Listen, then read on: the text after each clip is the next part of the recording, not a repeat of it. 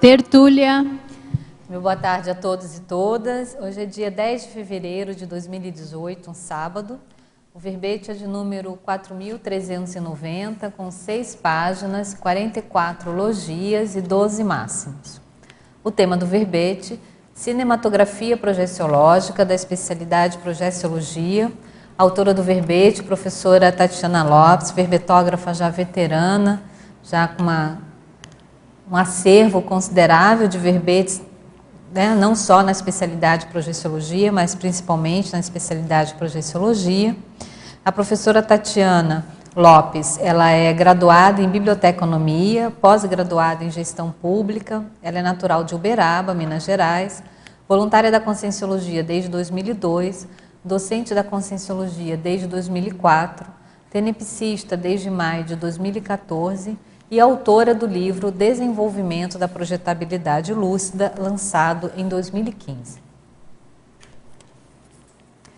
A cinematografia projeciológica é o repertório, coleção ou seleção de filmes, documentários e séries televisivas utilizado nas investigações técnicas e paratécnicas da ciência projeciologia.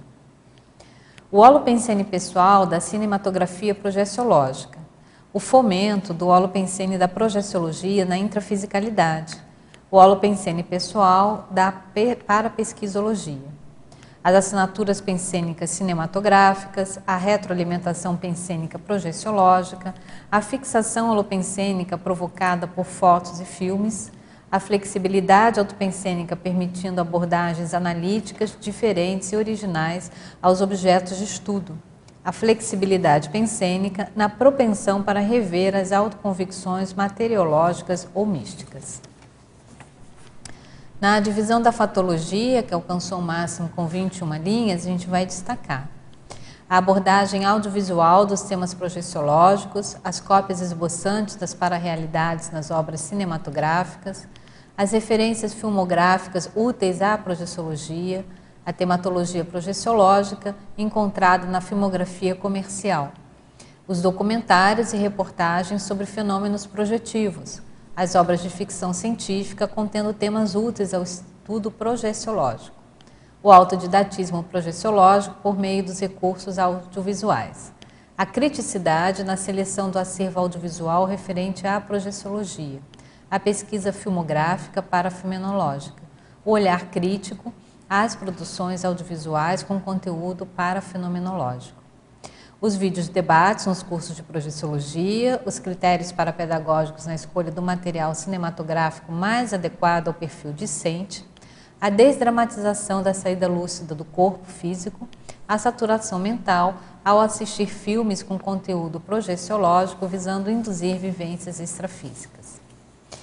Na divisão da parafatologia, as criações filmográficas oriundas de inspirações extrafísicas, as zonas perturbadoras paratroposféricas inspirando cenários cinematográficos, os roteiros filmográficos fundamentados na conteudística extrafísica, os psicodramas cinematográficos enquanto esboços dos parapsicodramas, a possível relação do cinema com as visitações à parapsicoteca no período intermissivo, o reconhecimento dos fenômenos paraperceptivos e bioenergéticos presentes em filmes e as assistências extrafísicas desencadeadas durante e após a exibição de filmes sobre temas projeciológicos.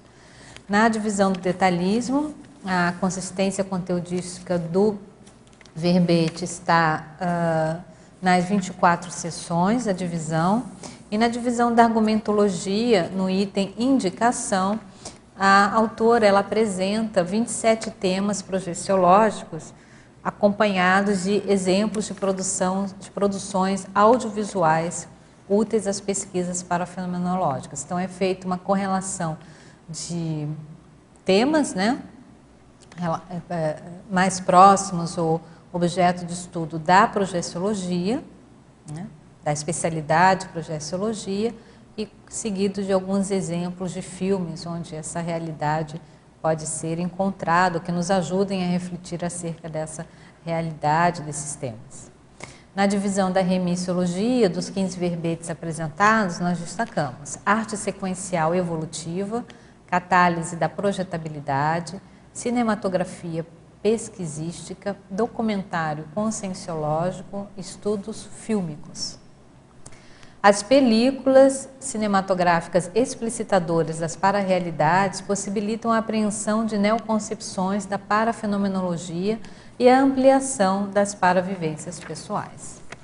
Você aproveita os artefatos do saber cinematográficos nas pesquisas projeciológicas pessoais? Quais as aplicações evolutivas e interassistenciais desenvolvidas até o momento? A bibliografia específica traz 4 referências. A equipe de voluntários responsável pela mega-análise da IC Enciclosapiens destacaram no verbete: projeciologia, analítico-pensene, projetabilidade, cognício-pensene, didático-pensene, nexo-pensene, memória, projeciografia, energima, experimentologia, filmografia, produção, autorreflexão, parapsiquismo, comunicologia, exoprojeção, interdimensionalidade, documentário, panorâmica, parapsicodrama. Tatiana, a gente já passa a palavra para você, se você nos fazer conhecer aí dos motivos, razões, inspirações de mais um verbete sobre a condição da especialidade, né, projeciologia, muito legal, com essas indicações, essas sugestões de obras cinematográficas aqui, ou televisivas, né, como você coloca na sua definição. Ok, boa tarde a todos. Então, eu decidi escrever esse tema, até pela experiência, né, em sala de aula, como docente de conscienciologia, principalmente nos cursos, né, projeciológicos, a gente usa bastante as videoaulas para ilustrar os parafenômenos, né, as teorias que a gente passa durante a aula. Que às vezes, para o aluno que ainda não vivenciou aquela condição, fica mais fácil dele entender se a gente traz, né, um modelo, um exemplo, e a gente usa a filmografia para isso, né, as videoaulas para isso, né. Mas no dia a dia, eu me interesso muito pela pesquisa, né, de cinematografia, é um hábito que eu tenho de assistir filmes e de pesquisar filmes, ler sobre cinema, eu gosto muito. Eu tenho um outro verbete que chama Cinematografia Pesquisística, que até está na Remissiologia, só que lá eu faço um panorama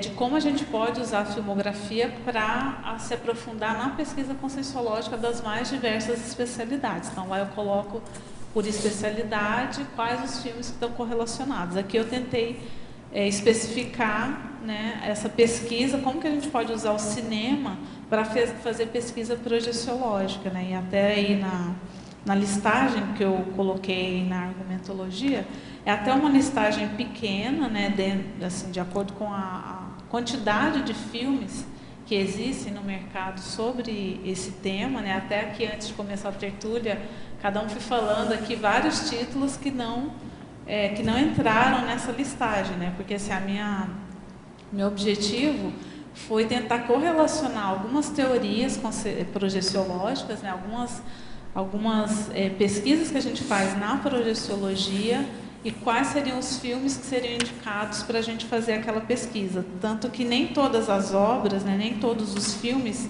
que eu coloquei nessa listagem são filmes de fenômenos parapsíquicos, né? Então, tem filmes, por exemplo, aqui o item 2, né, de autoscopia interna, que é aquele fenômeno que a pessoa entra no corpo dela, né, ela se projeta e entra projetada no corpo dela, ela diminui de tamanho e consegue ver os mínimos detalhes, né, do corpo humano, as veias funcionando, né, os glóbulos, enfim, ela consegue ter essa visão dentro do corpo dela.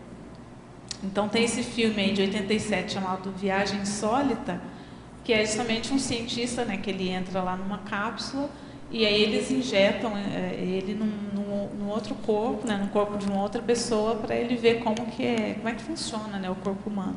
Então, assim, não é um filme de fenômeno, de parafenômeno, mas que a gente pode utilizar para entender melhor o que é a autoscopia interna. Então, eu tentei fazer essa relação, não necessariamente só usando filmes de fenomenologia, para a gente justamente ampliar essa visão, né? Então, assim, qualquer filme que a gente pode utilizar vários tipos de filmes diferentes para tentar entender melhor as teorias projeciológicas. Então, vamos às perguntas, Tati. Começando lá pela nossa querida amiga de Conceição dos Ouros. Fatologia, página 2, última linha. Pode expandir quanto à saturação mental a assistir filmes com conteúdo projeciológico, visando induzir vivências extrafísicas? Esse é um dos objetivos aqui do verbete, né? Então, se a pessoa assistir os filmes com esse olhar, né? Com essa proposta de fazer essa análise e tentar correlacionar a teoria projeciológica que ela já conhece, ou que ela está estudando, né? Que ela está pesquisando, tendo ela a vivência dessa teoria ou não, né? Porque assim, aqui a gente está propondo justamente isso. Uma das técnicas projetivas mais eficazes para a pessoa sair do corpo é justamente a saturação mental projetiva. E dentro dessa técnica, você vai ler livros de relato, livros teóricos, vai fazer cursos, vai conversar, participar de debates, de tertúlias sobre projeção, mas também assistir filmes, né? Então, assim, dentro dessa técnica entra também a gente assistir filmes, porque os filmes ajudam a gente a visualizar como que seria, por exemplo, uma projeção, uma exoprojeção, por exemplo. Como que seria a pessoa estar projetada em outra, fora, né, do sistema solar. Então, ela pode assistir um filme que fala sobre esse tema, né, que fala sobre viagens interplanetárias, por exemplo, para ela saturar a mente, visando vivenciar esse tipo, por exemplo, esse tipo específico de projeção. Então, é uma das técnicas que a gente tem de saturação para vivenciar a projeção, como técnica projetiva mesmo. E na página 2, na parafatologia, na última linha, pode argumentar a respeito das assistências extrafísicas desencadeadas durante e após a exibição de filmes sobre temas projeciológicos? Sim, né, eu tenho algumas experiências, né, teve um filme específico que se chamou Os Passageiros, se eu não me engano ele está aqui, está no item 25, né, lá na argumentologia, o item 25, né, segunda dessoma, né? Então eu coloquei 2 filmes como exemplo, o Além da Eternidade, que é de 89, e esse filme Passageiros, que é de 2008, né? Que é com a Anne Hathaway. É porque tem um outro filme que chama Passageiros, mas é mais recente. Esse é de 2008 com a Anne Hathaway, que fala sobre pessoas que passaram por um acidente de avião, né? E eu achei interessante porque eu assisti esse filme, já assisti esse filme algumas vezes. Mas esse filme Passageiro você não pode contar o que acontece. Sim, não vou dar spoiler. Eu só falo que é sobre, né, o próprio título já está falando, que é sobre acidente de avião. Isso então, não é spoiler. Passageiros, né? De um avião. De um avião. Então, eu já assisti esse filme algumas vezes, mas o que eu achei interessante? Que eu assisti esse filme um tempo antes de eu dar uma videoaula com esse mesmo filme. Eu não sabia que ia ser esse o filme escolhido para essa videoaula, então, há umas 2 semanas antes eu assisti o filme. E eu percebi toda a movimentação extrafísica, né, das consciências sendo atendidas durante o filme. Então, tem várias passagens do filme, né, ele vai num crescendo, vamos dizer, de esclarecimento, e a cada etapa de esclarecimento, né, das consciências ali envolvidas, eu percebia uma etapa que as consciências iam passando por esse esclarecimento também. Então, eu pude perceber com muita clareza, né, os momentos em que as consciências eram assistidas até que, no final, elas eram encaminhadas, né? Antes de terminar o filme, eu percebia elas sendo encaminhadas e todas as sensações que a consciência sentia, né, do mal-estar que ela estava, e depois ela conseguia passar por um processo de bem-estar. Chegava no final do filme, as consciências estavam numa condição de maior bem-estar. E aí, quando eu fui dar aula vídeo, eu senti exatamente os mesmos processos que eu tinha sentido 2 semanas antes, eu senti na hora da exibição do filme em sala de aula. Então, assim, ficou claro para mim que até tem uma outra passagem aqui na parafatologia, né, que eu falo sobre o parapsicodrama, né, que eu falo assim, os psicodramas cinematográficos é na 4ª linha da parafatologia. Os psicodramas cinematográficos enquanto esboços dos parapsicodramas. Então, assim, a partir dessa vivência, eu fiquei pensando até que ponto os amparadores usam os psicodramas cinematográficos quando tem um tenepsista, por exemplo, assistindo aquele filme, para levar as consex ali para assistirem um filme junto com você, né, acoplados com você na sua psicosfera, e porque a temática daquele filme vai esclarecer essas consciências, né? Então, assim, aí a gente vê a responsabilidade dos diretores, produtores, roteiristas, dos atores, né? Na hora que ele faz um filme desses, né? Então, assim, é uma ideia que a pessoa tem de fazer um filme, às vezes totalmente despretensioso. A gente vê, por exemplo, esse filme ele é de baixo orçamento, não tem grandes efeitos especiais, não é um filme assim blockbuster, né? Mas a pessoa vai lá, tem aquela ideia para fazer aquele filme e assim eu penso, né, que esses diretores, roteiristas, eles não imaginam o quão aquele filme vai ser usado para assistência, né? E que a gente também, quando está assistindo o filme, mesmo que você esteja revendo aquele filme, não importa, aquela assistência que vai ser feita a partir daquela exibição, né? Então foi muito didático para mim, quando eu estava assistindo o filme, todas as etapas de esclarecimento que foram feitas às consciências. Foi muito interessante. Então, vale a pena a pessoa passar pela experiência e ver se com ela também se ela tem alguma parapercepção nesse sentido.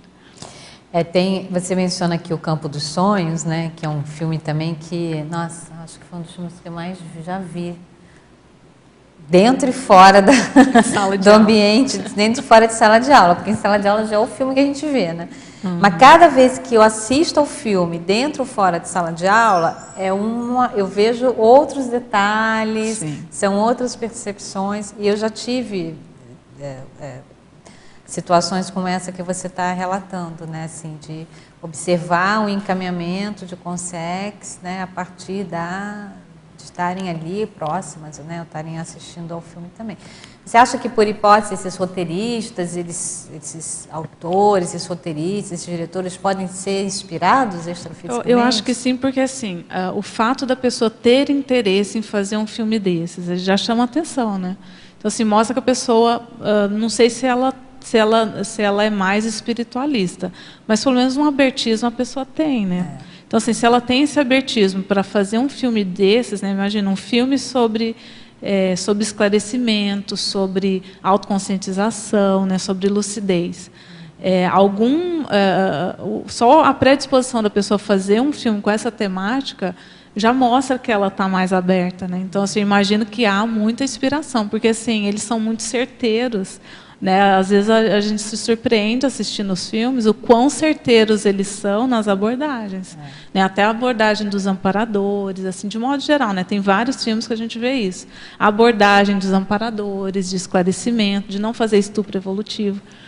Então, assim, como é muito sofisticado, muito detalhado, e eu acho que até muito maduro, alguns filmes mostram assim, a realidade extrafísica, eu penso que deva ter inspiração, né?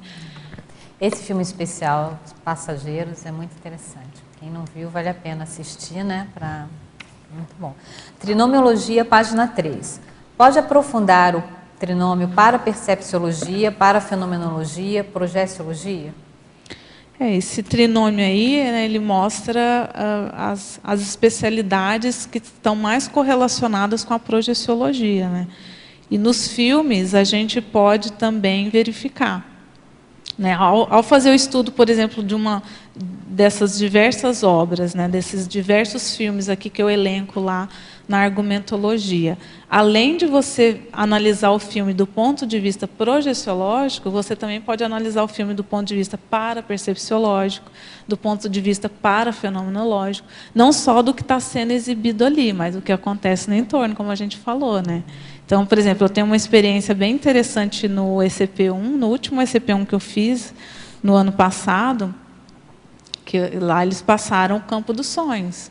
Então, eu não sei quantas vezes eu já vi o Campo dos Sonhos, foram muitas vezes, deve ter mais de 10 vezes que eu já assisti o Campo dos Sonhos. Eu percebi uma expansão de consciência durante a exibição do filme. Logo que começou o filme, eu percebi o acoplamento com os amparadores, percebi que eu estava com a cabeça desconhecida, e os amparadores começaram a mostrar microsincronicidades que o diretor tinha colocado no filme, e que não são, vamos dizer assim, não são explícitas, não são evidentes. Você tem que prestar muita atenção nos detalhes para você ver as sincronicidades que o diretor colocou de propósito no filme. Então, por exemplo, tem uma cena lá em que o personagem lá principal está numa loja lá que vende equipamentos agropecuários, e ele começa a perguntar para os colegas: escuta, você já ouviu vozes e tal, né?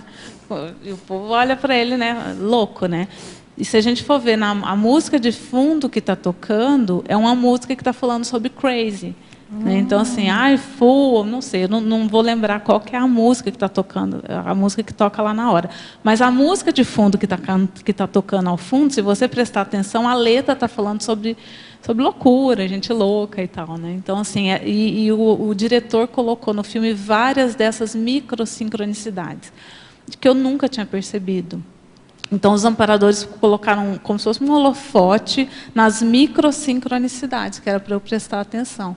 Então, assim, a interpretação que eu fiz, né, dessa vivência que eu tive, isso foi ao longo do filme todo. Então, quando eu via, quando os amparadores me mostravam aquela microsincronicidade, eu ia e anotava aquela microsincronicidade. Não adiantava eu procurar. Não adiantava eu procurar no filme as microsincronicidades. Os amparadores colocavam o holofote naquilo que eles queriam mostrar. Então, eu no início, eu pensei, eu tenho que prestar atenção então nas microsincronicidades. Com o tempo, eu fui vendo que não, que era para deixar eles guiarem o processo. Então, conforme eles mostravam, eu anotava as microsincronicidades. A interpretação que eu fiz, né, dessa vivência foi que, assim como o diretor colocou aquelas microsincronicidades de propósito ao longo do filme, porque ajuda a contar a história, né?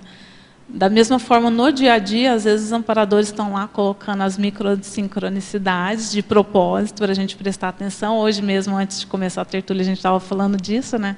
Da sincronicidade que teve com o lançamento de livro de hoje, né? Que fala sobre histórias em quadrinhos, né? Um dos autores do livro, o verbete dele está na remissiologia, né? Deixa eu ver aqui, é arte sequencial evolutiva, né? Uma série de sincronicidades que a gente enumerou aqui antes de começar a tertúlia, e muitas vezes os amparadores têm um trabalhão para fazer, né, esse cenário acontecer, e que isso ajuda a contar, a passar um recado, né? A criar algum conteúdo, a passar para a gente algum conteúdo que é interessante da gente observar.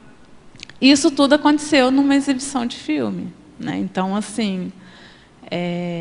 e aí a gente volta de novo naquela história. Né? Quando o diretor estava fazendo esse filme, ele teve alguma inspiração para fazer essas sincronicidades? Qual que foi o propósito, né, dele colocar? Teve alguma inspiração extrafísica? Porque a gente, por exemplo, a gente usa muito esse filme no ECP1. Né? Nossa. Ainda usa, né? Sim, tem ainda outros, né? usa o mesmo filme. Porque, assim, o filme é da década de 80 e ele tem muito conteúdo. É um conteúdo que não acaba. Ele né? tem muito conteúdo. Você pode trabalhar aquele filme como ver. Outra coisa que é interessante desse filme é que ele pode ser analisado sobre vários pontos de vista. Né? Então, para mostrar isso, eu coloquei ele aqui na argumentologia. Né? Ele é o item... Deixa eu ver. É o encontro antecipatório, lá o item 9. Né? Encontro antecipatório, eu coloquei como exemplo o campo dos sonhos. Né? Porque nesse campo dos sonhos, ele reencontra o pai, reencontra uma série de consciências lá que tem relação com a história de vida dele, que hoje já são consciex. Né? Na época lá já eram consciex. Então, esse encontro antecipatório é um verbete lá do professor Valdo que ele correlaciona. Né? Ele mostra assim, olha... A gente saindo do corpo, a gente tem a oportunidade de encontrar aquelas consciências que já são dessomadas e que a gente só encontraria depois da dessoma. Então, a gente antecipa esse encontro se projetando. Né? A gente é uma antecipação da nossa vivência quando a gente for consciex. Né? Bom, Tatiana, vou aproveitar que você falou do lançamento do livro. Pessoal, olha, acabou de ser lançado. Na verdade, o lançamento, os autógrafos ocorreram ontem no Hotel Mabu. Hoje foi a tertúlia do Círculo Mental Somático, né? Sobre o tema Compreendendo Nossa Evolução. É um comic book de autoria dos professores Flávio Monteiro e Pedro Marcelino. Tá sensacional o livro. É um livro que é feito, não sei se vai dar para pegar aqui, Robson, deixa eu abrir uma aqui. Todo com arte sequencial também, tudo com quadrinhos, né? Riquíssimo. Eles baseado nos 5 primeiros capítulos, né, do livro Nossa Evolução, de autoria do professor Valdo. As ilustrações estão belíssimas, o roteiro, enfim, a sequência aqui que eles fizeram está muito, muito boa. Então, né, tá tudo excelente. Então, para aqueles que... Gente, qual que é agora essa? Agora, para aqueles que, enfim, têm interesse por quadrinhos, né? O autor estava até dizendo, né, não é direcionado para o público infantil específico, porque é quadrinhos para adulto, né? É isso? Quadrinhos para adulto, mas também vale, né, para as crianças e tudo mais. Então, vale a pena a gente adquirir, está muito bom. Um trabalho belíssimo, um roteiro muito legal e as ilustrações são fora de série, porque os 2 autores são muito bons. Então, fica a dica que se você tem interesse, para você, ou para você dar de presente, para recomendar, Shopcons, www.shopcons.com. Não sei se tem BR, né? Tem BR? Bom, coloca Shopcons, tenta de um lado, de um jeito, tenta do outro, mas www.shopcons, né, BR. Com BR ou sem BR. Pode explorar a frase enfática? Então, na frase enfática eu coloquei assim: as películas cinematográficas explicitadoras das para-realidades possibilitam a apreensão de neoconcepções da parafenomenologia e a ampliação das paravivências pessoais. Então, esse aqui é o objetivo do verbete, né? Então, a gente utilizar a filmografia que explicita essas para-realidades, né? É um esboço, né? A gente também não pode pegar o filme como verdade absoluta. Então, se lá no filme a pessoa está tendo... Vamos pegar um exemplo aqui. Aquele filme que saiu no ano passado, Doutor Estranho, né, que mostra lá o rapaz, um médico, se desenvolvendo a projetabilidade lúcida. E no filme o desenvolvimento dele é mágico, né? Então, assim, tem uma maga lá, né, uma pessoa mais desenvolvida, que chega e coloca a mão no frontochakra dele, ele sai do corpo e ele começa a ter até cosmoconsciência. Então, assim, se fosse fácil assim, né, gente?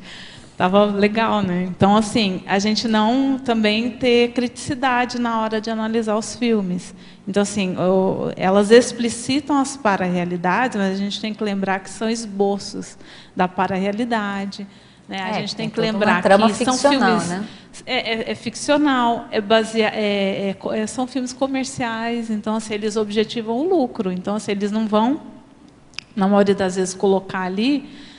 primeiro porque as pessoas realmente não têm conhecimento de causa, de como que é, de fato, o extrafísico. Segundo, que o objetivo é o lucro. Então, assim, a massa, de modo geral, não vai ter interesse em coisas muito profundas, muito aprofundadas. Então, assim, a gente tem bastante criticidade na hora de analisar os filmes, mas que a gente usar esses filmes justamente para a gente entender melhor a teoria projeciológica, entender melhor as nossas vivências. Às vezes, assistindo um filme, a gente verifica, olha, eu já vivenciei isso, né? E aí poder correr atrás de o que aquilo significa, por que a pessoa está vivenciando aquilo, tentar entender melhor como que funciona, né, a dimensão extrafísica, os parafenômenos. Então, eu acho que é uma boa forma, é uma forma, vamos dizer assim, interessante, ao mesmo tempo lúdica, da gente unir a pesquisa com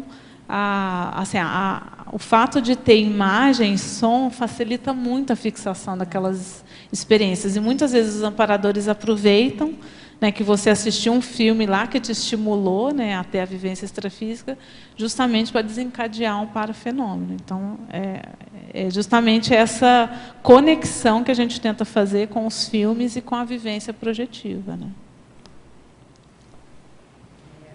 Tatiana, eu queria agradecer o verbete, porque foi interessante que, quando eu li um pedaço aqui, eu lembrei que eu cheguei na Consologia através de um filme, e eu tinha me esquecido. Eu vi aquele filme E Se Fosse Você, um filme brasileiro, que eles trocam de corpo, eles o trocam marido de e a mulher. corpo, exatamente, o Tony Ramos e a Glória Pires. Eles trocam de corpo, como se a consciência de um fosse habitar o corpo do outro. E eu me lembro que eu vi esse filme, aí eu tive uma projeção à noite, uma projeção muito, muito lúcida, e eu acordei pensando assim, eu não quero saber se esse negócio é verdade ou mentira, eu quero ter isso de novo. Tá. E eu, naquela época, eu trabalhava no Downtown, onde tinha o IPC lá no Rio de Janeiro. Por um acaso. Por um acaso, eu passava todo dia na frente do IPC, porque era onde eu entrava no meu trabalho. E eu me lembro que eu olhava aquelas pessoas de jaleco branco, um monte de coisa, eu falava, gente, eu olhava o projeçolino, assim, saindo do corpo, que coisa esquisita. E saía, assim, meio amedrontada ali, não querendo saber direito. O dia que eu vi esse filme, eu entrei no IPC. Olha, e falei, aí uma pessoa começou a me explicar que tinha o CIP, eu falei, não quero saber não, eu quero fazer. Pode me inscrever que eu estou dentro. Então, assim, para mim agora foi um resgate mnemônico desse meu processo, e aí eu comecei a avaliar, né, assim, o amparador, de uma certa forma, ou enfim, eu fui acessada por isso. Tá. Né? O link foi a partir de um filme. O link foi a partir de um filme. Claro, eu começo a tentar avaliar, porque eu sou formada em comunicação social, eu trabalho muito com processo de imagem, né, de fixação mesmo de informação através de vários recursos audiovisuais, textuais. Então, eu fiquei pensando, porque aqui na parafatologia, né, você coloca assim, a primeira, segunda, terceira, quarta linha. A possível relação do cinema com as visitações à parapsicoteca no período intermissivo.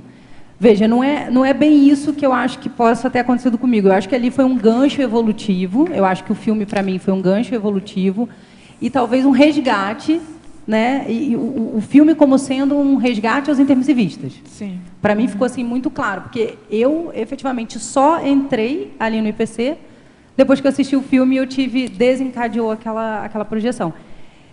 E aí eu fiquei pensando na sua formação, né, que você é bibliotecária. E essa relação, assim, se você pudesse falar mais um pouquinho, né, da possível relação do cinema com as visitações à parapsicoteca no período intermissivo, que eu achei isso muito legal. Uma relação que eu faço é o seguinte: o cinema vamos dizer assim, um recurso muito recente na história da humanidade, né? Surgiu ali no final do século XIX e início do século XX. Então, se a gente for pegar a história da humanidade, o cinema existe há muito pouco tempo, né? E o que eu vejo é que, cada vez mais, a gente tem recursos aqui no intrafísico que nos lembram do extrafísico, né? Ou que nos remetem às nossas vivências no extrafísico. E o cinema eu vejo que é um deles, né? Então, assim, na hora que a pessoa... Vamos pegar lá o Santos Dumont. Na hora que o Santos Dumont falar, vou criar um avião, né? E teve outros, né, outros pesquisadores que também estavam empenhados em desenvolver lá o avião, né? Essa pessoa traz uma memória lá do curso do período intermissivo dela, em que provavelmente ela volitava e tal, e ela quer reproduzir isso aqui na vida humana. Aí você pega o rádio, né? A radiodifusão é a mesma coisa. Vários pesquisadores lá no final do século XIX querendo desenvolver a radiodifusão. E aí isso aí tem a ver com o quê? Com a telepatia, né? Com a paracomunicação. E o cinema eu vejo que está nessa... É como se fosse uma onda, entendeu? Uma onda da gente trazer a extrafisicalidade para a intrafisicalidade. Agora, mais recente, a internet. A internet é a conexão online, a gente fica online o tempo todo, conectado com todo mundo, o mundo inteiro conectado o tempo todo. Isso tudo vai nos aproximando da realidade extrafísica, né? Ou seja, a realidade intrafísica cada vez mais parecida com a realidade extrafísica. E eu vejo que o cinema foi assim também. Eu imagino, né? É óbvio que a gente não tem né, informação, mas assim, a gente imagina o seguinte, as pessoas que estavam lá criando o cinema, né, os primeiros pesquisadores lá que criaram o cinema, muitas vezes eles estavam remetendo, até inconscientemente, vivências que eles tiveram no extrafísico, né, lá na parapsicoteca, enfim, desses recursos que tem lá no extrafísico, que a gente sabe que tem no extrafísico, e tentar reproduzir aquilo na vida humana, né. E todos os efeitos especiais que são criados para o cinema, é tudo visando isso, né? Visando transformar uma realidade que antes era só imagística para a realidade mais intrafísica. A gente pega, por exemplo, uma correlação que eu fiz muito do cinema foi com a literatura, né? Eu até fiz uma... Na época que eu estava estudando o verbete, escrevendo o verbete, eu fiz uma correlação de uma série de obras de ficção da literatura que falam sobre projeção, que falam sobre experiência fora do corpo.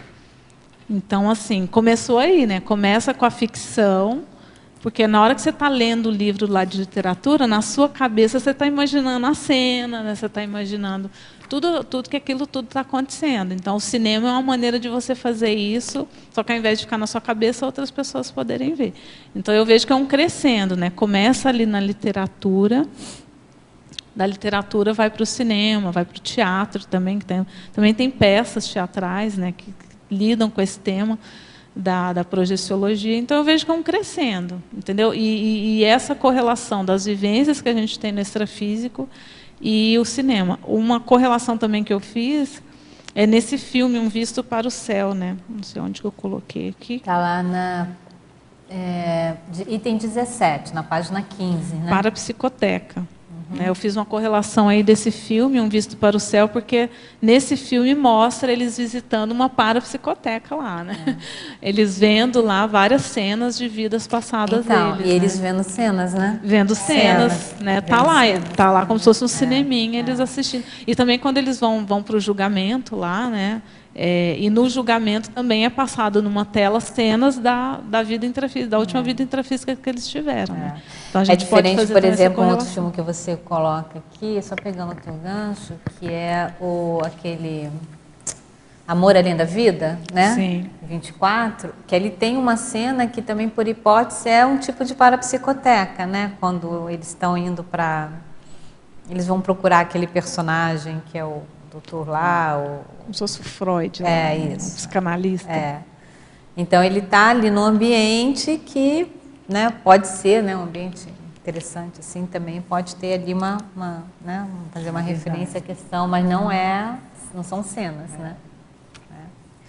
Agora, dentro da literatura, tem o livro Cristo Espera por Ti, né, que traz lá uma cena, né, aliás, o livro inteiro, a história do livro inteiro se passa dentro da parapsicoteca. Né? Então, quem quiser saber mais, é uma obra, vamos dizer assim, não é bem ficcional, porque é literatura espírita, psicografada. Aquilo de fato ocorreu, né? Mas é uma obra literária que traz vamos dizer assim, a imagem do que seria a parapsicoteca. Pensenologia, linhas 6 e 7, na página 1, Tatiana. Quais as possibilidades que temos para realizar assinaturas pensênicas, cinematográficas, projeciológicas, sem ter todas as facilidades logísticas de uma Hollywood? Hoje em dia, a gente até estava falando sobre isso antes de começar, né, a tertúlia, da facilidade que hoje a gente tem de produzir conteúdo cinematográfico ou audiovisual com o YouTube, né? Então, assim, por exemplo, a tertúlia ela é transmitida online e ela fica lá registrada, gravada para quem quiser assistir a tertúlia. Então, assim, hoje há uma maior facilidade, né, de qualquer pessoa interessada produzir conteúdo. Né? Então, assim, a gente já não depende mais de televisão, né, de grandes conglomerados, para a gente produzir conteúdo. Né? Qualquer pessoa interessada pode abrir lá um canal de YouTube da casa dela, do quarto dela, transmitir para o mundo inteiro. Né? Então, assim, a gente aproveitar essas facilidades, tanto para a gente produzir conteúdo, né? No caso aqui a gente está produzindo conteúdo com a tertúlia, mas também para consumir. Né? Então, hoje em dia, o leque de opções é muito grande. Né? Então, assim, por exemplo, na área de documentários sobre parafenômenos, você acha muita coisa no YouTube de graça, né? enfim, várias línguas. Então, assim, a quantidade de conteúdo é muito grande. Na página 2 ainda, em Fatologia, na linha 6, quais os pontos que temos de ter em foco quanto à criticidade na seleção do acervo audiovisual referente à projeciologia? Isso a gente já falou um pouquinho, mas assim, a gente ter criticidade na hora de selecionar o filme que a gente vai assistir, primeiro, de acordo com aquilo que você quer pesquisar, né? Então, se você quer pesquisar determinado fenômeno e tudo, tentar verificar dentro, né, das opções que existem aí no mercado, qual que é aquele que mais tem relação com o que eu quero pesquisar de fato. A segunda questão é a gente não ter preconceito com o filme, né? Então, às vezes a pessoa fala assim, eu não assisto, sei lá, filme de super-herói, né? Às vezes a pessoa tem preconceito. E, às vezes, é justamente aquele filme de super-herói que vai te dar o insight daquilo que você precisa, que você está pesquisando. Então, assim, a gente não ter preconceito com filme, com documentário, canais do YouTube, mas a gente também ter criticidade de não aceitar ou não engolir tudo do jeito que está sendo apresentado, né? Como eu falei, esse filme Doutor Estranho, ele é interessante porque mostra a pessoa buscando o desenvolvimento da projeção, só que eles mostram de uma maneira como se fosse mágica, né? Mostra assim, a pessoa sai do corpo com muita facilidade, vai lá ler vários livros sobre projeção e pronto, já desenvolveu assim, né, um passe de mágicas. Então a gente ter essa criticidade na hora de analisar os filmes. Outra coisa também que eu pensei muito quando eu estava fazendo o verbete é a pessoa se conhecer. Então, por exemplo, uma pessoa que ela é mais impressionável, né? Ou que ela tem dificuldade de fazer uma desassim, ou que ela, sei lá, tem medo do extrafísico, o ideal é ela não assistir determinados tipos de filme de parafenomenologia. Então, por exemplo, aqui na minha seleção, né, na seleção que eu coloquei no verbete, eu coloquei 2 filmes que a pessoa que é mais impressionável, ela vai ter mais dificuldade, que é esse Enigma do Mal, deixa eu ver onde que eu coloquei, que é o Congressos Sutiles, né, que é o item 7. Item 7, Congressos Sutiles, o Enigma do Mal, né, que mostra uma série de ataques extrafísicos que uma mulher sofreu. É baseado em fatos, né, na década de 70. O filme é da década de 80, mas é baseado na história dessa mulher, uma mulher americana, que ela sofreu uma série de ataques extrafísicos de consciência, né? Ataques sexuais extrafísicos de consciência.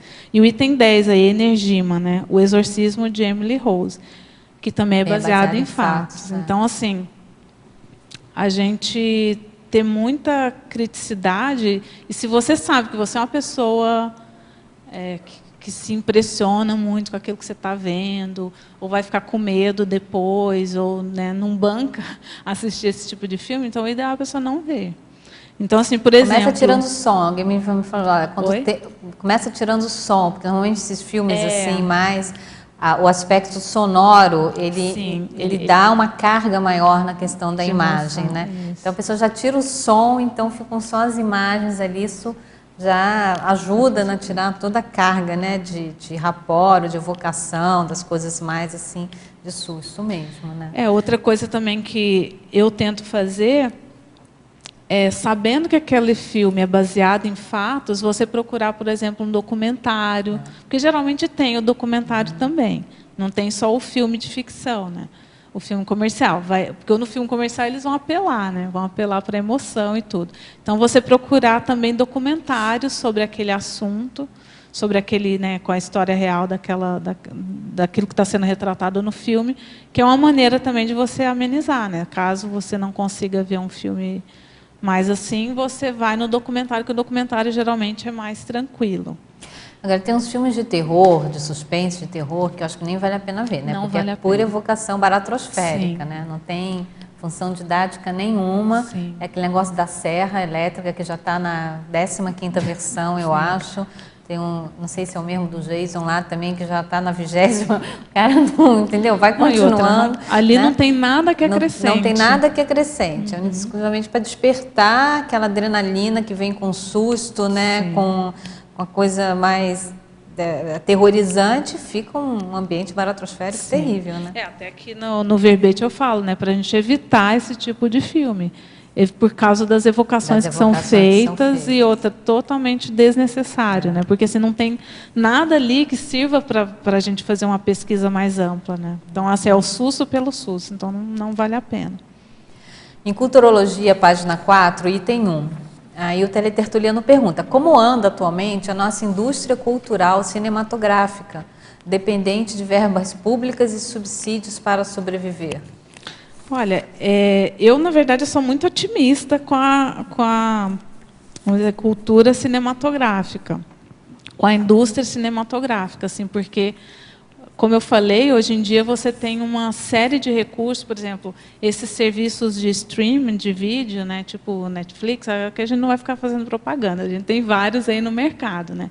Esses serviços de streaming, eles estão investindo bastante em cineastas, em diretores de cinema, e dando total liberdade para eles fazerem o tipo de filme que eles querem, o roteiro que eles querem, sem influenciar, né? Sem ter essa influência tão forte do mercado, de ter que vender. Então, assim, nesses serviços de streaming, você acha muitos filmes interessantes, que são mais alternativos, vamos dizer assim, são filmes de baixo orçamento, e que os diretores têm liberdade de trabalhar com temas que, às vezes, na grande indústria cultural não é possível, mas que nesses serviços de streaming já é possível. E, como eu falei, tem o YouTube aí, gente, né? Tem muita gente que está produzindo documentários, né, e filmes de baixo orçamento também para o YouTube. Né? Então, assim, hoje em dia a tecnologia permite a gente fazer isso.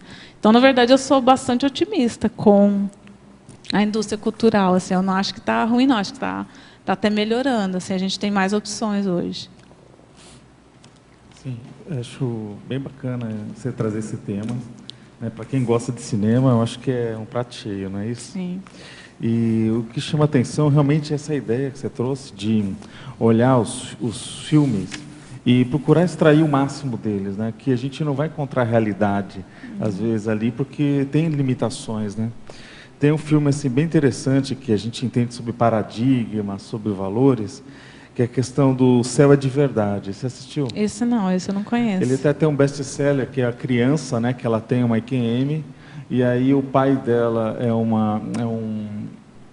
Esse eu assisti, é um já pastor. É um pastor. É um pastor. Exatamente. Eu já assisti. Aí, que acontece? Tem na Netflix esse Exatamente, daí. você assistiu, então. Uhum. E o interessante é que a gente consegue, lógico, observar muitos contextos que a gente estuda lá, né? Sim. Até do ponto de vista do paradigma da pessoa influenciando o padrão das consciências.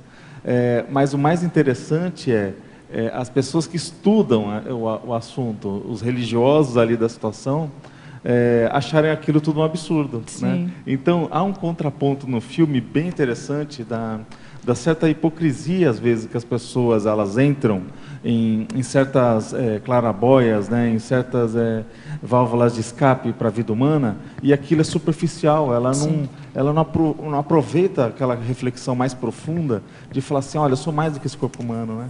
Sim. E é bem interessante isso daí, esses filmes trazem. Esse filme, o pai do menino é um pastor, né, da igreja protestante, e o filho tem uma EQM, né?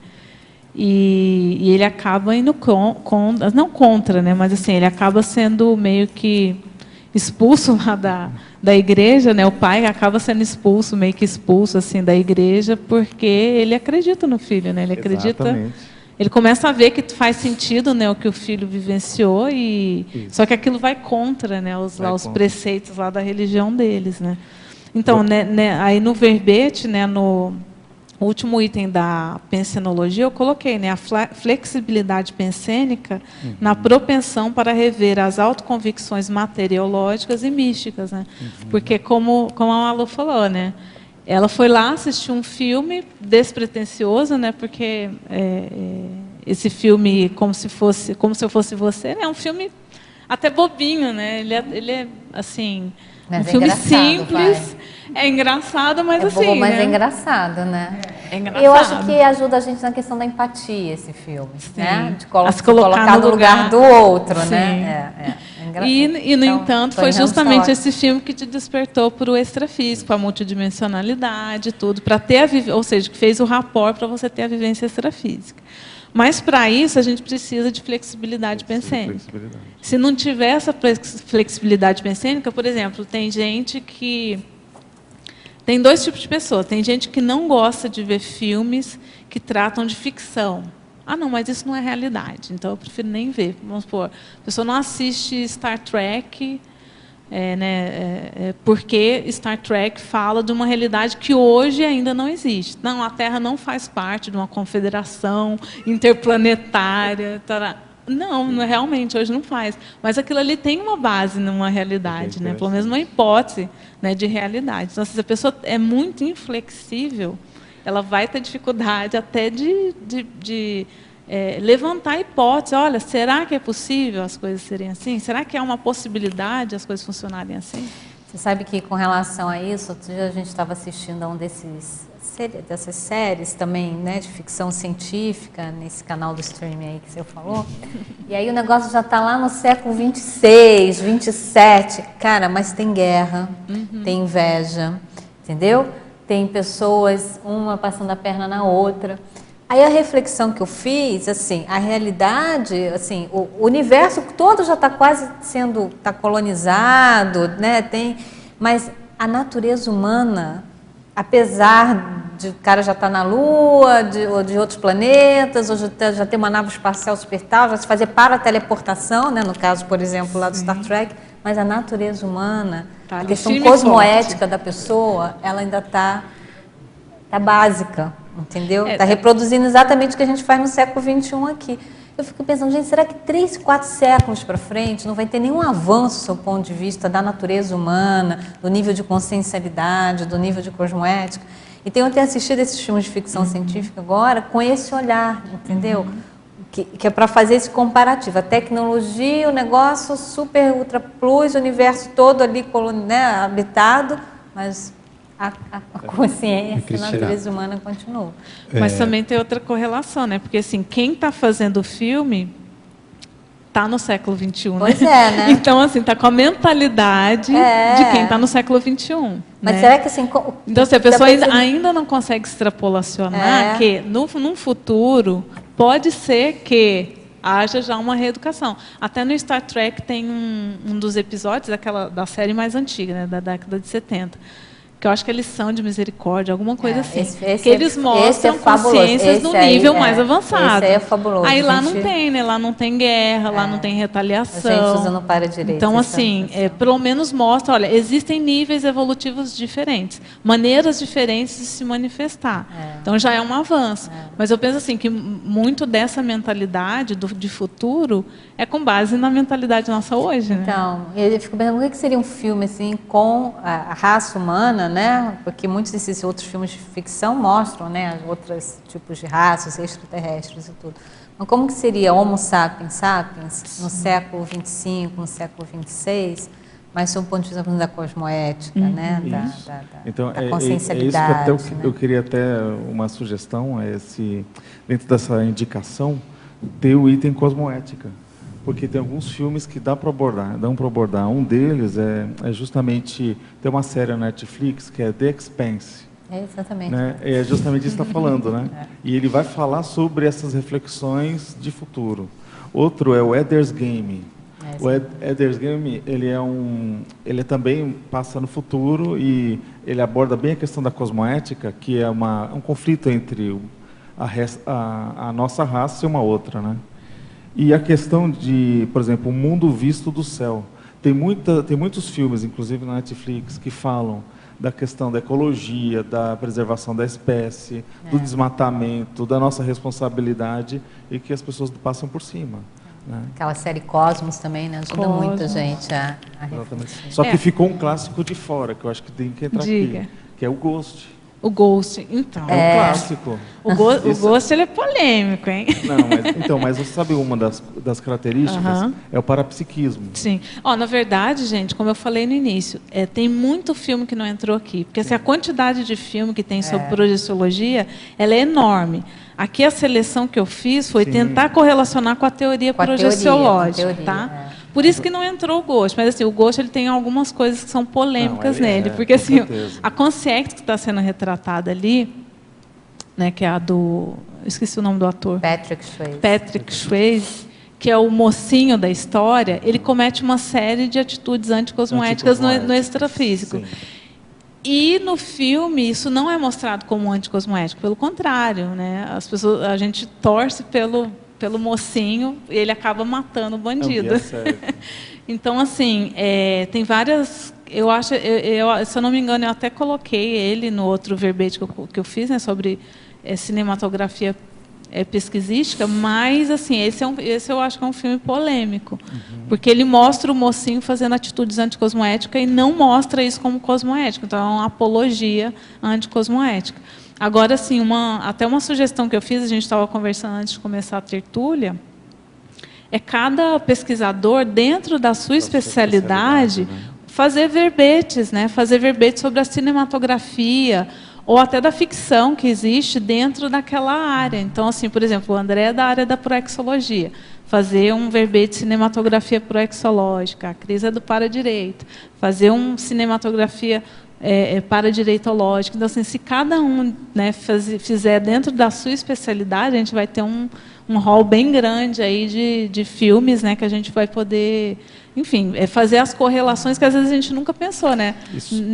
Por exemplo, para direito. Às vezes tem um filme que a gente assiste, por não ser de tribunal, a gente não faz uma correlação. É esse mesmo, esse episódio mesmo do Star Trek que você mencionou, Lição de Misericórdia, nossa, isso é para direito puro. Agora, só assim uma ajuda aqui na parapatologia, terceira linha de baixo para cima.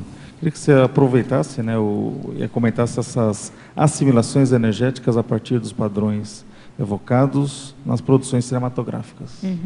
Isso daí é muito comum, né, muito mais comum do que a gente imagina, mas assim, qualquer filme, série, documentário que você está fazendo basicamente evocação, né? Tudo que você está vendo ali na tela, você está fazendo evocações. E, ao fazer evocação, você vai fazer assimilações energéticas, né? Sejam positivas, sejam mais patológicas. Então, por isso que é muito importante, quando a gente termina de ver aquele filme, primeiro, prestar atenção, né? Ficar lúcido a essas repercussões energéticas no holossoma como um todo. E, ao finalizar a exibição do filme, do documentário, seja lá o que for que você esteja assistindo, você fazer uma assim, né? Então, é interessante a gente... Então, assim, por isso que a gente não precisa ter medo, receio, mas eu vou assistir esse filme aqui que fala sobre guerra, sei lá, que fala sobre poltergeist, né? Não estou recomendando ninguém assistir o filme Poltergeist, mas assim, vamos supor, um documentário que fale sobre poltergeist, alguma coisa assim. É um padrão pesado, mas aí ao terminar você faz a desassim, você para de pensar naquele tema. Uma técnica que eu utilizo, assim, se eu vou ver algum documentário, alguma coisa que trata de temas mais pesados, eu procuro ver de manhã, né, não antes de dormir, né, porque aí dá tempo de você fazer uma desassim mais bem feita, enfim, não ficar pensando lá naquela história, não ficar evocando depois que você assistiu. Então, a gente fazer essa asepsia, essa higiene mental, né? Bem. Pensenologia, Tatiana, na página 1, linha 4. Da quarta linha de baixo para cima. A retroalimentação pensênica projeciológica é outra expressão para a técnica da saturação mental projetiva ou são ideias diferentes? Não, ele tem relação, mas assim, a ideia aqui é ir além dessa saturação mental projetiva. Porque assim, quando eu escrevo um verbete, cinematografia projeciológica, eu estou retroalimentando esse holopensene da projeciologia. Então, a gente fazer isso também, né? Então, assim, os filmes, os diretores, os roteiristas que criam esses roteiros cinematográficos que tratam da parafenomenologia, eles estão ajudando nisso. Eles estão ajudando nessa retroalimentação pensênica projeciológica. Eles estão ajudando a popularizar esse conceito de que existem outras dimensões, de que as pessoas se manifestam fora do corpo. A gente vê, por exemplo, com a experiência de quase morte. né? Hoje em dia, eu acho que é quase impossível uma pessoa que nunca viu uma cena da pessoa saindo do corpo ou de uma experiência de quase morte. Isso está super popularizado, né? Até se você assiste desenho animado, o Bob Esponja tem lá, né? Experiência ou de EQM ou de projeção, né? Tem um episódio lá que o Bob Esponja sai do corpo, ele se projeta e vai encher o saco dos coleguinhas, o sonho dos coleguinhas. Então, assim... E é um desenho animado, né? A coisa está tão popularizada hoje que a gente vê isso até em desenho animado. E isso é positivo, né? Porque assim, você mostra que aquilo é comum, você mostra que aquilo é corriqueiro. Me disseram, eu não assisto novela, porque eu não preconceito, porque eu não tenho o canal da novela, né? Uhum. E falaram que tem uma novela que está a Fernanda Montenegro? Sim. Tem, né?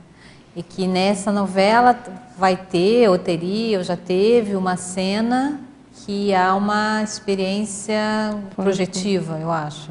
Que alguém sai do corpo e tem uma expansão, e aí fala-se de gratidão. Enfim, estava se comentando assim, num grupo de pessoas, e eu falei, nossa, é bom, porque além dos filmes, dos desenhos animados, nas tramas televisivas também, né, nos enredos de novela, isso também está ficando cada vez mais frequente, né? Recentemente, a professora Malu Barona foi dar uma assessoria técnica, né, para a emissora de TV, para a Rede Globo, numa abordagem, né, que aconteceu numa novela. Eu até anotei aqui, por curiosidade, 2 telenovelas que são mais óbvias, assim, ligação com a projeciologia. Uma chama Viagem, que é uma novela de 94, que mostrava até Comunex, né, mostrava a atuação de assediadores extrafísicos, é bem interessante. E uma outra que eu anotei também, essa tinha na Netflix, eu acho que não tem mais, é uma novela coreana que chama 49 Dias. A gente acha ela no YouTube. Ela é de 2011 e ela mostrava uma moça que ela sofreu ela teve um acidente e ela ficava no hospital durante 49 dias, ela ficava no hospital em coma, e todas as noites, quando uma outra garota que, de certa forma, ajudou ela até aquele acidente, ela fica meio que presa, né, a essa garota que ajudou a ela sofrer um acidente, né? Então, todas as noites, quando a menina dormia, essa outra que estava em coma entrava no corpo dela e atuava. Enfim, tentava resolver os problemas que ela estava tendo por estar em coma. É muito interessante essa novela. É óbvio que a gente vai ter criticidade, porque isso não é possível, né? Você não tem como 2 pessoas usarem o mesmo corpo, mas a série toda, a novela toda é sobre isso. É uma novela coreana. Então, assim, a gente vê, e é para jovem, né? É uma novela para jovem. Assim, você vê que a coisa já está bem popularizada, né? Você acha a saturação mental um ato saudável? Até que ponto? Eu acho saudável. Depende do seu objetivo. Depende, né? do que tipo de saturação mental você faz, né? Sim. A maturação mental, né? Com objetivo saudável. Com objetivo saudável. saudável. E assim, a gente vai. Geralmente, a técnica da saturação mental que a gente faz, ela é aplicada durante um tempo, né? A gente não vai aplicar ad eterno. Né? A gente não vai aplicar para o resto da vida. A técnica da saturação, geralmente a gente faz uma saturação durante um tempo. Por exemplo, a saturação mental projetiva é isso. Durante um tempo, você vai aplicar uma série de ações no seu dia a dia para você ficar o tempo todo pensando em projeção, visando a pessoa ter uma experiência lúcida fora do corpo. Mas, geralmente, a gente faz isso por um tempo. A gente não faz isso o resto da vida, né? No Fatologia, na página 2, na linha 10, pode exemplificar as cognições pró-projetivas? Tudo aquilo que ajuda a gente a entender melhor como é que funciona a projeção, elas são cognições pró-projetivas, né? Um exemplo que eu utilizei bastante, principalmente quando eu estava escrevendo o livro, porque para escrever o livro, né, esse livro aqui, Desenvolvimento da Projetabilidade Lúcida, inclusive no livro, no final, lá nos anexos do livro, tem uma filmografia comentada. Eu coloco a filmografia que eu usei para entender melhor o processo da projeção. E, principalmente, eu usei muitos filmes que falavam sobre parapsicose pós-dessomática. Tá?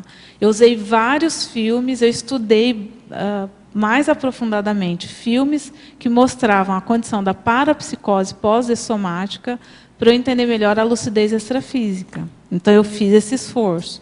Né? Alguns exemplos aí de filme que fala sobre Os Outros, né? Que é um filme de 2001, tem O Sexto Sentido, enfim. Tem vários filmes que mostram essa condição. Se a gente ficar falando aqui, vai falar de spoiler, então eu não vou falar muito estilo, vou falar esses dois que são mais clássicos, assim, todo mundo conhece. Mas que mostram justamente essa condição, da consciência que dessomou e não percebe a própria que está dessomado, continua atuando como se fosse consim.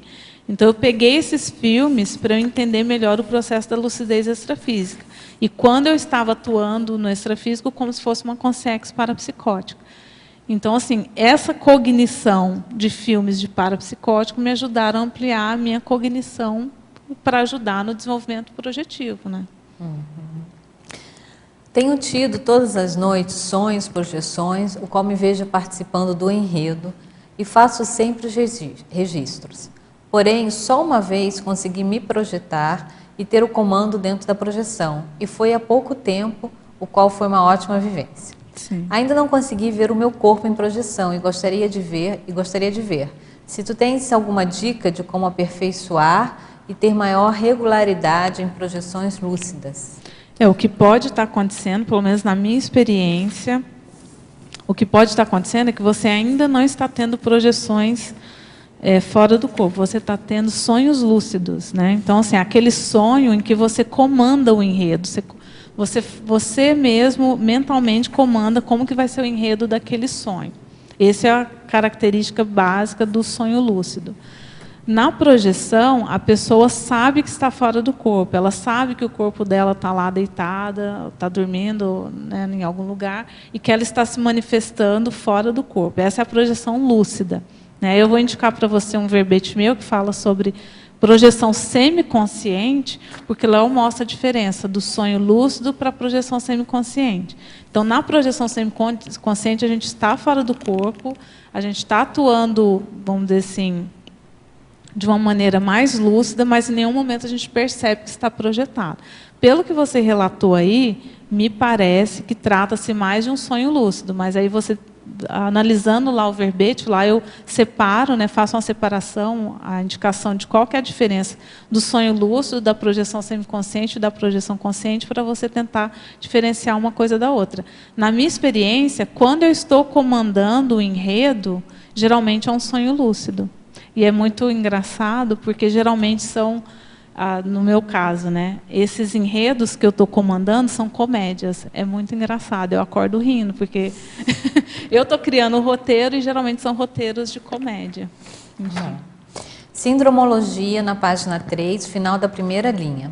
Poderia falar sobre a cautela quanto à síndrome de abstinência da baratrosfera?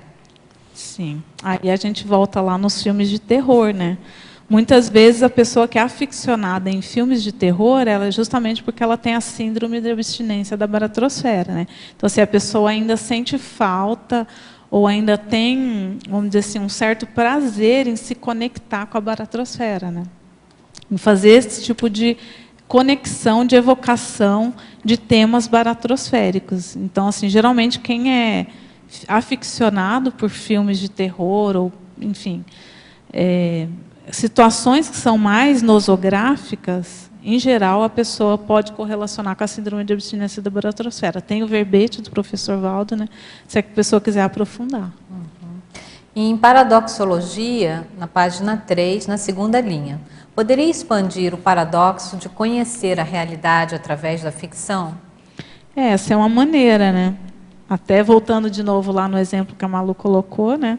Ao assistir um filme lá que ele tem base total na realidade? Não, porque é muito complicado, né, você pegar uma consim e ela trocar de corpo com outra consim. Até existe, né, a possessão, né, uma consim projetada vai lá e faz possessão do corpo da outra.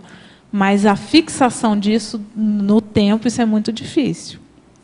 Mas aquela obra de ficção, né, vendo a questão de trocar de corpo, de que o corpo não é a gente, de que a nossa consciência não é o corpo, né, de que a nossa consciência ela manifesta independente do corpo físico, possibilitou que ela tivesse essa vivência extrafísica e, a partir daí, se conectasse aí com o curso intermissivo. Então, muitas vezes, através de uma obra de ficção, a gente consegue acessar para a realidade. Em efeitologia, na página 3, último item. Pode detalhar os efeitos terapêuticos e paraterapêuticos dos enredos cinematográficos homeostáticos sobre a multidimensionalidade? Sim, né? A gente já falou um pouquinho aqui, mas é justamente isso. Esses efeitos terapêuticos e paraterapêuticos dos enredos cinematográficos, homeostáticos, né? Aqui eu fiz questão de colocar homeostáticos, eles têm efeitos terapêuticos tanto em quem está assistindo aquele filme, tanto nas consciências, né? Que são muitas vezes trazidas para serem assistidas durante a exibição daquele filme. Né? Então, assim, a gente ficar atento a isso, né? Muitas vezes um filme pode destravar muita coisa, pode ajudar a gente a entender algumas vivências que a gente teve que a gente não entendia, e aí, a partir do enredo, né, cinematográfico, a gente passa a entender melhor aquele contexto. Né? Então, assim, a gente verificar o que acontece, ou por que a gente gosta tanto de determinados filmes. Né? Então, por exemplo, tem um filme aí na listagem, que é o item 15, né? É o Para Parentela, que é o No Temuera sin decirme a dónde vas, que é um filme de 95. Esse filme, eu lembro a primeira vez que eu assisti esse filme, ele mexeu muito comigo. Ele foi terapêutico e paraterapêutico, porque é uma condição, vamos dizer assim, similar que eu vivenciei nessa vida, assim, de ter uma pessoa da minha família que eu percebi uma conexão com ela de outras vidas, mas eu não entendia por que tinha aquela, né, aquela relação, por que tinha aquele, enfim, aquele afeto exagerado, vamos dizer assim. E ao assistir o filme, isso clareou. Né, isso ficou mais claro, qual que era a minha relação com essa consciência, com essa consim. E, a partir disso, ocorreu foi um efeito paraterapêutico. Então, assim, às vezes, um filme, né, que a gente assiste pode desencadear uma série de entendimentos a partir da autocompreensão, do autoesclarecimento, tem uma série de efeitos paraterapêuticos. Então, a gente fica atento. Por que a gente gosta tanto de determinados filmes? O que aquele filme diz respeito à minha consciência, à minha história de vida? Né? Por que eu tenho essa relação com esse filme? Enfim, fazer essas perguntinhas. Né? E aí, Tatiana, tem uma outra pergunta na sinergismologia, na segunda linha. Pode expandir o sinergismo, autodidatismo, livre-arbítrio para pesquisístico? Deixa eu ver, autodidatismo, livre-arbítrio pesquisístico. Porque, assim, o autodidatismo, ele é você criar o conteúdo que você vai estudar. Então, assim, não tem ninguém que está chegando para você e fala assim, olha, você precisa estudar esse conteúdo aqui porque tem prova na segunda-feira. Não. É você que decidiu estudar aquele tema. Então, assim, esse é o livre-arbítrio pesquisístico, no caso aqui, para pesquisístico. Né? Então, eu escolho os conteúdos que eu quero estudar, que eu quero aprofundar, que eu quero me especializar. Né? Então, você é livre, né, para estudar qualquer tema que te interesse. Então, se a gente não ter barreiras, né, não ter preconceito, não achar assim, não, mas esse tema aqui já foi muito pesquisado, ou ninguém nunca pesquisou esse assunto. Não, gente, vamos, né, a gente é livre para pesquisar qualquer coisa. A Tele Tertuliana pede para você discorrer sobre as duas ortopensatas. Ok. Então, a primeira ortopensata fala baratrosfera. Todas as comunex baratrosféricas de assistência lembram cenários desagradáveis de estúdios cinematográficos de Hollywood. Né? Então, tem vários filmes aí que, se a gente for ver assim, a maneira como eles retratam, né, às vezes até uma realidade intrafísica, mas de uma maneira mais patológica, muitas vezes eles estão se inspirando em comunex baratrosféricas, às vezes de modo consciente ou de modo inconsciente. Né? Então, eu separei aqui alguns exemplos desses filmes. Então, tenho, por exemplo, todos os filmes do Batman que retratam Gotham City, normalmente a cidade é meio acinzentada, ela é escura, cheia de becos estranhos, assim. Então mostra um pouco, lembra, né, essas Comunex Baratrosfera. Um outro filme que até tem aí na argumentologia chama Cidade das Sombras, tá? Eu só não vou lembrar qual item. É o primeiro, olha lá. Item 1, Ambientes Extrafísicos, Cidades das Sombras, é um filme de 98, muito bom esse filme. Também retrata muito bem assim, ambientes baratrosféricos. E o Amor Além da Vida, esse é bom porque ele mostra vários tipos de ambientes extrafísicos, tanto aqueles mais homeostáticos, quanto aqueles mais baratrosféricos. Então, é interessante para a gente fazer esse parâmetro, né? E a segunda ortopensata, o professor Valdo fala assim, ficção. Importa considerar, apesar dos pesares, que a ficção científica dos truques cinematográficos e até de certas histórias em quadrinhos podem retratar determinadas realidades paraplanetárias através das inspirações dos roteiristas de filmes e dos escritores da arte sequencial, né? Então, assim, essas realidades paraplanetárias é tanto da realidade extrafísica quanto de outros planetas também, né? Então, assim, os filmes, eles é mais fácil através do cinema você fazer isso, né? Ou da arte sequencial também, dos quadrinhos, né? Como o livro que foi lançado hoje, às vezes fica mais fácil você retratar, né? E até mostrar para as pessoas, olha, é possível, olha, existem outras realidades, né? Até eu lembrei, a gente falou desse episódio do Star Trek, né? Que eles vão num planeta que é um nível evolutivo mais avançado. E tem um outro episódio, eu não vou lembrar o nome do outro episódio, mas dessa Star Trek lá da década de 60, que eles vão num planeta que está num nível evolutivo mais atrasado que o da Terra.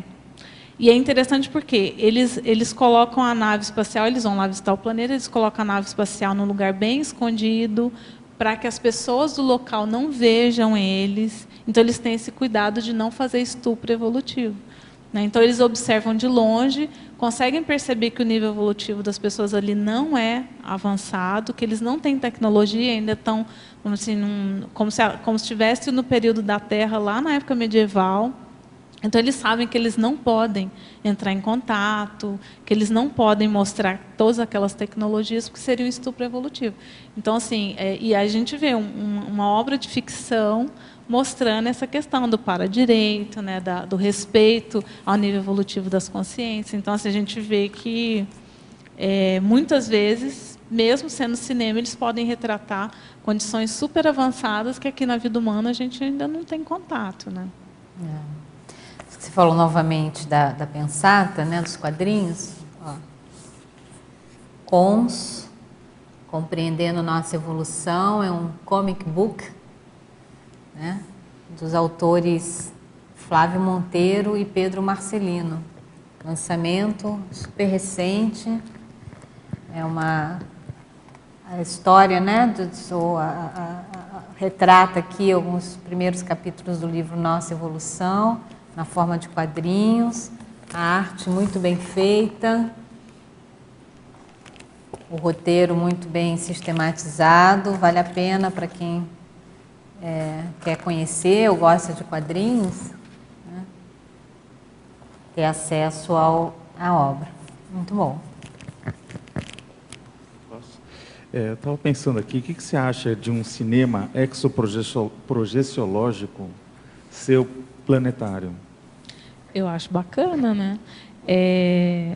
Eu lembro que na escola de projeção lúcida do IPC, se eu não me engano, os últimos módulos é sobre exoprojeção, né? Então, o módulo inteiro é trabalhado a exoprojeção.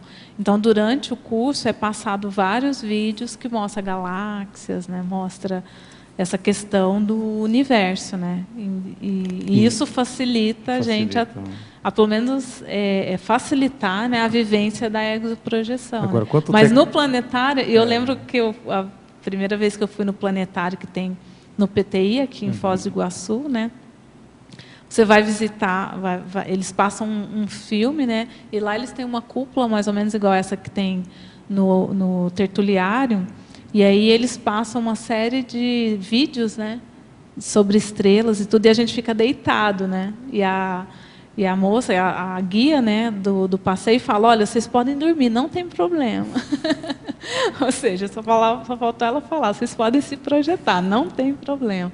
Então, assim, a visita ao planetário também é vamos dizer assim, faz parte do processo de saturação mental para ter exoprojeção, né? Para que o objetivo é ter exoprojeção. E eu estava pensando o seguinte, quanto até técnica projetiva, você aconselharia, você acha interessante desenvolver um laboratório nesse sentido, que você sabe que hoje já tem cinema 4D, né? Que aí, se for o caso, faz o vento, faz o cheiro, faz a olorização, né? Que é o cheiro, e mexe também com onde a pessoa está.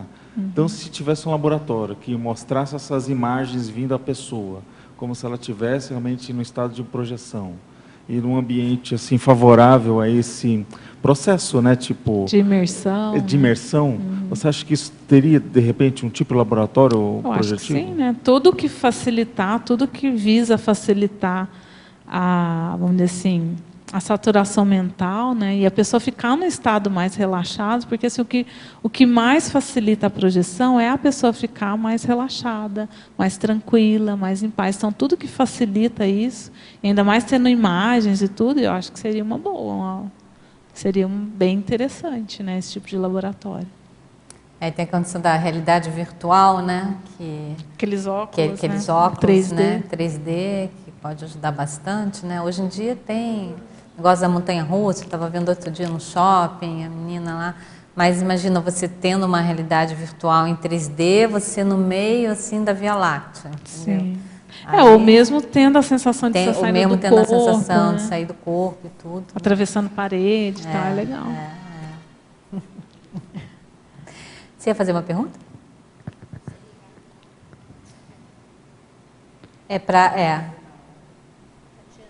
Sim. Eu só queria dizer para você, teve um teletertuliano aí que perguntou uma dica da projeção, né, para se aperfeiçoar na projeção. Isso. E você agora citou a escola de projeção lúcida. Não seria para essa pessoa uma dica? Sim, né? Mas aí ela tem que ter feito os cursos de entrada, né? O ideal é fazer lá o curso integrado de projeciologia, né, que tem disponível em qualquer IPC, que tem espalhado aí por várias cidades do Brasil, e depois a escola de projeção, né? O bom da escola de projeção é que ela acontece uma vez por semana, então toda semana você está lá, né, com os professores e tudo, e ela dura 6 meses, né, cada módulo, então a pessoa pode ficar lá 2 anos, bastante conectada ao holopensene da projeção, num laboratório, onde assim, todo organizado em função disso, né, com a equipe técnica intrafísica, a equipe técnica extrafísica, né? Então, a escola de projeção é de Caxias do Sul e ela conhece o IPC. O IPC, lá né? Tem conhece IPC, a projeciologia, né? Então, lá em Caxias do Sul tem o IPC. Tem. Né? Então, na pensinologia, na final da 7ª linha, na página 1, poderia esclarecer a fixação holopensênica provocada por fotos e filmes? Você já mencionou alguma coisa sobre isso, Sim. né? Porque às vezes é mais fácil a gente lembrar quando tem imagem, né? A imagem fala mais do que 1000 palavras, né? Assim é o ditado. E às vezes através de uma imagem fica muito mais fácil da gente fixar alguns conteúdos, né? Eu lembro, estudando, né, para o verbete, eu lembrei de 2 filmes que eu assisti quando era criança, e aquilo ficou, né? Então, assim, você vai lá, assiste como quem não quer nada, e depois você vê que aquilo fixa na sua memória, e quando você conhece a projeciologia, a conscienciologia, você começa a correlacionar uma coisa com a outra, né? Então, um deles está até aí o item 11, né, que é exoprojeção, que chama Viagem ao Mundo dos Sonhos, e é um filme para criança mesmo, assim, para meninada assim, de 10 a pré-adolescente, né? Que mostra 4 meninos que eles desenvolvem uma nave espacial e saem do planeta, mas como que eles têm a ideia para criar a nave espacial? Através de projeção, né? Então, eles têm lá a projeção conjunta entre eles. Puxa, a gente podia criar um objeto que a gente pudesse fazer isso no intrafísico, né? Não só em projeção. Então, é um filme que, quando eu era criança, me marcou muito, né? E um outro que, acho que não tem aqui na listagem, mas que chama O Pássaro Azul, é um filme da década de 40, que é com a Shirley Temple. Nossa. E que, quando eu assisti esse filme, ele mostra justamente isso, né? Uma garotinha está lá na época da guerra, ela está preocupada porque o pai vai para a guerra e tudo. E ela tem uma série de vivências com os avós que já dessomaram. Ela vai visitar uma série de locais, né? Ela vai passando por vários locais, então ela visita os avós que já dessomaram, ela visita uma espécie de ambiente extrafísico com quem ela tem contato com os irmãos dela, que vão nascer, que vão ressomar, que nem ressomaram ainda. Então, assim, você vê que são várias ideias no filme que são bem avançadinhas, e é um filme para criança, né? Quer dizer, com a Shirley Temple. Então, assim, quando ela era menininha, né? Ela tinha, sei lá, 7, 8 anos. Então, você vê que... E esses filmes eu assisti quando era criança. Então, assim, na época eu não correlacionei, né? Você assiste como se fosse uma obra de ficção. Mas aí, quando você cresce, conhece a conscienciologia, você passa a correlacionar. E você vê a importância que aquele filme teve na sua autoconscientização na infância, né? Então, a gente também ficar atento a esses conteúdos de filmes que são para criança, né? Não só para adultos, né? E como até esse recurso, né, de filmes mais assim, com essas temáticas mais infantis, ou com abordagens mais infantis, ajudam as próprias crianças, né, na compreensão, os pais, aquele livro da professora Aline Maia, né, No Jardim de Alice, acho que ele está sendo, né, tá sendo feito, preparado enfim, um filme, né, Uma animação. Uma animação, né, uma animação voltada com base no livro. Então, acho que é bom, né? Porque não é só, né, o super-herói lá e tudo, nada contra super-herói, mas fica dentro de uma temática também mais próxima ali da criança, né? Parafatologia, página 2, terceira linha, Tatiana. De baixo para cima. A terceira linha de baixo para cima. Poderia explicitar as assimilações energéticas a partir de padrões evocados nas produções cinematográficas? A gente já falou aqui, né? Mas, assim, qualquer coisa que a gente assiste, seja uma matéria de jornal, seja um vídeo no YouTube, seja um documentário, um filme, uma novela, enfim, aquilo vai fazer evocação, né? Então, assim, que tipo de assimilação a gente ficar lúcido, né? Quando a gente está assistindo determinados temas, assim, principalmente esses temas que lidam com o extrafísico e tal, com a multidimensionalidade, ficar atento. O que acontece no nosso holossoma, nas nossas parapercepções, os nossos sinais energéticos, e percebendo que foi feita uma assimilação, porque às vezes a gente faz uma assimilação com os amparadores também, né? Então, é bacana. Mas, às vezes, a gente também faz evocação de consciências patológicas. E a gente fazer a desassim, né? Após, terminou de ver o filme, faz a desassim, não fica evocando aquela história. Uma técnica que eu uso, por exemplo, se eu assisto um tema que é mais pesado, e às vezes é baseado em fatos, a gente sabe que aquilo aconteceu, realmente não é, vamos dizer assim, uma ficção que surgiu da cabeça de uma pessoa, aquilo aconteceu mesmo com um ser humano.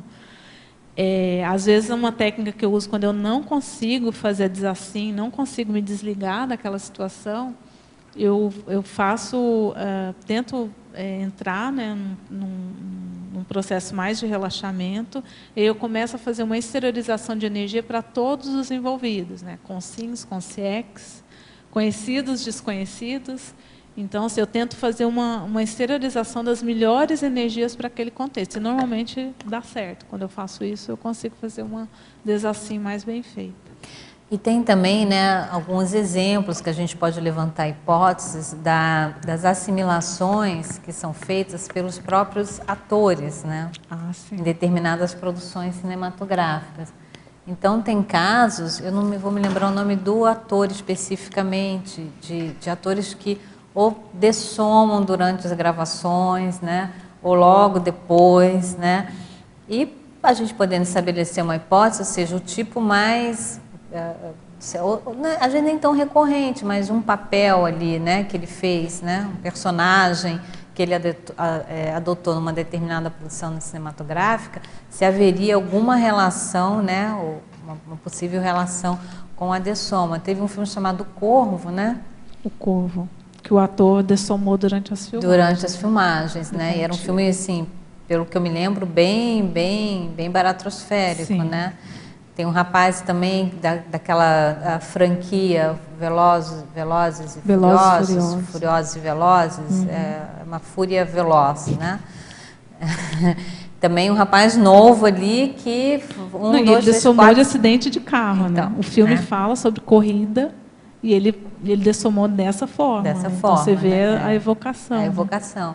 E é muito comum também a gente ver nos bastidores desses filmes que tratam de temas de parafenômeno, só que mais patológico, de acontecer acidente com os atores. Né? Então, teve, por exemplo, eu estava lendo sobre esse enigma do mal, né, que fala sobre ataque extrafísico.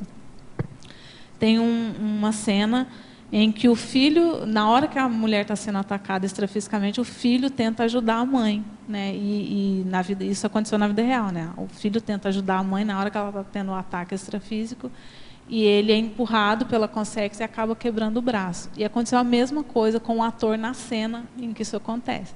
Então, assim, aquele negócio, a pessoa está mexendo com uma coisa que é mais complicada e ela não tem autodefesa, né? A pessoa às vezes é mal assistida e ela está envolvida naquele holopensene que é patológico, mas ela não tem, vamos dizer assim, capacidade energética, às vezes cosmoética, de lidar com aquilo e ela acaba sofrendo acidente, né? Então, assim, a gente vê que é a super assimilação, né? Isso é uma super identificação, né? Mas tem os casos positivos também que eu vejo, né? Então, por exemplo, tem uma atriz que ela chama Jane Seymour, que ela fez 2 filmes sobre retrocognição, né? Que é o Em Algum Lugar do Passado, e eu acho que tem até aqui na listagem, que é o item 23, né? Projeção retrocognitiva. O Em Algum Lugar do Passado, que é de 80, e Minha Vida em Outra Vida, que é de 2000. Os 2 filmes são sobre retrocognição, projeção retrocognitiva, mais especificamente, e os 2 filmes são com essa atriz, Jane Seymour. Então, tem tanto o lado patológico quanto o lado positivo também, né? Quando a pessoa se envolve com roteiros assim que falam de temas mais transcendentes. Né? Posso fazer uma... Claro. Então,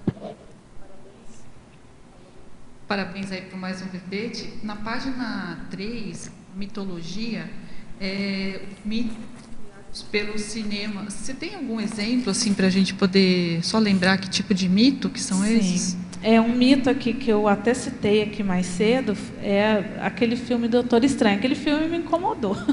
Eu assisti no cinema, o filme é super bem feito, assim, as imagens do filme são super bem feitas, até a imagem que ele tem de uma exoprojeção, assim, super... barba, cabelo e bigode, assim, né? Então, assim, tem muitas cenas interessantes no filme que mostram o desenvolvimento projetivo lá do Doutor Estranho, né, que é o personagem principal, mas é tudo mostrado como se fosse tudo muito fácil, muito rápido, entendeu? E, assim, como se, a partir de... Se você conhecer uma pessoa que domina a projeção, lá no filme é isso, né? Tem uma monja lá que ela domina a projeção e ela só dela tocar no frontochakra dele, ele, desenvolve a projetabilidade lúcida, quem dera, né? Fosse fácil assim. Então, isso mostra um mito, né? E muita gente assiste aquele filme e acha que vai ser assim na vida real, né? Então, assim, primeiro de terceirizar o processo de desenvolvimento projetivo, que no filme mostra muito bem isso, a terceirização, né? E outra de mostrar como se fosse uma coisa simples, fácil, né? De hoje para amanhã você já desenvolve. Entendi. Obrigada. Aqui, em efeito, na neossinapsologia, Tatiana, eu queria que você falasse dessas duas expressões, né, do que você traz aí com relação às neossinapses. Essas neossinapses parafenomenológicas, criadas por meio da pesquisa cinematográfica, as neossinapses formadas a partir do contexto exemplificado. Então, que você contextualizasse a importância, o valor da neossinapse na condição da projeciologia. Sim. Eu vejo que muitas vezes a gente assiste lá, né, um enredo cinematográfico que mostra uma condição, um parafenômeno que às vezes você ainda não vivenciou. Mas assim, você assistindo aquele filme que mostra aquela condição. Por exemplo, esse filme mesmo, Minha Vida em Outra Vida, né? A atriz lá do filme, a personagem do filme, ela tem uma série de projeções retrocognitivas muito nítidas. Ela vê o lugar, né? Ela vê quem eram as consciências que estavam ali envolvidas naquele contexto. Então, ela consegue ter um monte de informações. E, às vezes, a gente ainda não vivenciou aquele nível de projeção retrocognitiva. Mas só de você assistir o filme, estudar o assunto, levantar a hipótese de aquilo ser possível, quando você vivencia o fenômeno, você entende melhor o que está acontecendo. Porque você já, pelo menos, já vislumbrou a possibilidade daquilo acontecer. E, no contraponto, às vezes você já teve uma vivência extrafísica, né, uma vivência projetiva, ou um parafenômeno, já vivenciou algum parafenômeno, e, ao assistir um filme que mostra uma pessoa tendo aquele parafenômeno, você começa a correlacionar, ou às vezes até perceber, olha, isso que eu vivenciei foi um parafenômeno, igual aquele que está relatado no filme. Ou você começa também a conectar as teorias conscienciológicas, principalmente, com aquele enredo que você está vendo, que às vezes, aparentemente, não tem nada a ver. Né? Por exemplo, nesse filme que eu citei aqui, O Campo dos Sonhos. O filme tem uma série de sincronicidades, ou seja, é um tema que a gente estuda na Conscienciologia.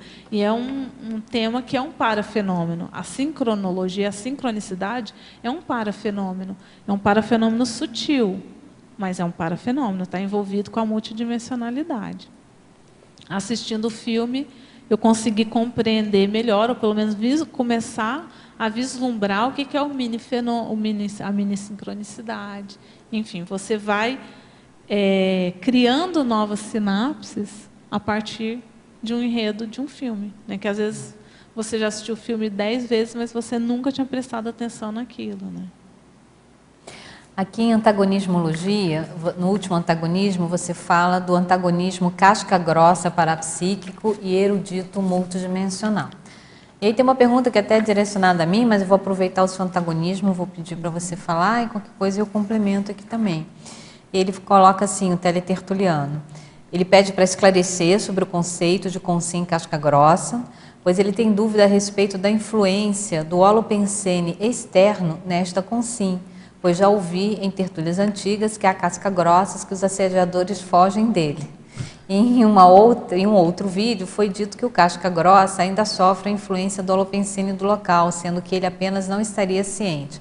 Você pode esclarecer, citando exemplos? O casca-grossa aí, ele tem muita relação com a consciência intrancada, né? Até tem verbete sobre isso do professor Valdo, sobre a consciência intrancada.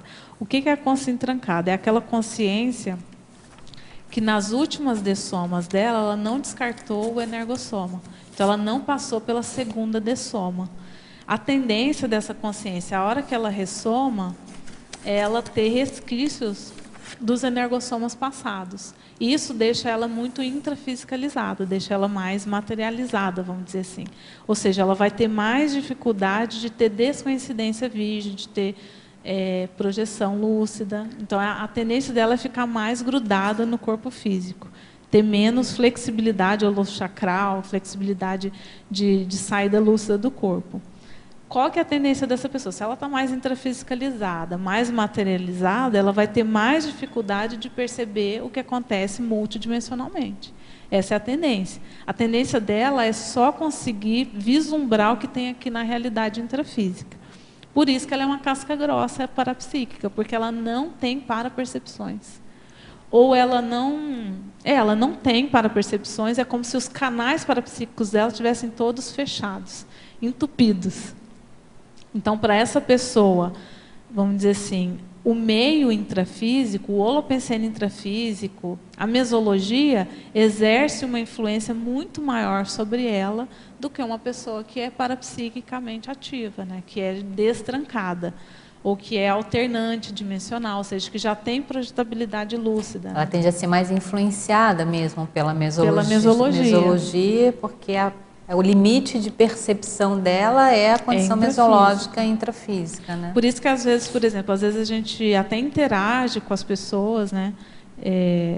Enfim, ela até fala de alguma vivência vislumbre que ela teve, né, da multidimensionalidade.